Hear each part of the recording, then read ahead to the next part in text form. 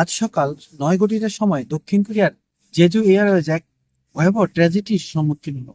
ধারণা করা হচ্ছে পাখির সাথে আঘাতের ফলে এই ধরনের দুর্ঘটনা ঘটেছে। তবে এই বিষয়টা শুধুমাত্র একটা খুদে বার্তার মাধ্যমে আত্মীয়কে পাঠানোর কারণে এখনো ধারণা করা হচ্ছে। তবে দেখা যাচ্ছে যে আবহাওয়া প্রচন্ড পরিমাণ ঠান্ডা থাকায় এবং গিয়ার যে ল্যান্ডিং যে গিয়ারটি রয়েছে সেটি কাজ করছে না। তো ধারণা করা এখনো পুরোপুরি বলা যাচ্ছে না কি জন্য এই দুর্ঘটনাটি ঘটেছে। তবে একটা খুদে বার্তা থেকে কিছুটা ধারণা করা হচ্ছে পাখির সাথে আঘাত খাওয়ার কারণে হয়তোবা ল্যান্ডিং গিয়ারটি কাজ করছে না। তবে এটা এখনো তদন্তাধীন রয়েছে।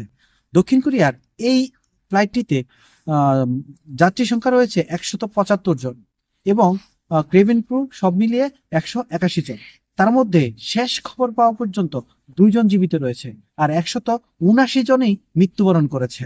এখনো তদন্তাধীন রয়েছে। অতি শীঘ্রই তদন্তের রিপোর্ট হবে এবং আমরা প্রকৃত ঘটনা বা প্রকৃত কারণ জানতে পারবো অ্যাক্সিডেন্টের বা এই দুর্ঘটনার। এই ছিল আমার কাছে সর্বশেষ সংবাদ। আশা করি আরো আপডেট আসলে আপনাদের সাথে আবার যুক্ত হবে। দক্ষিণ কোরিয়া থেকে আমি সোহেল রানা।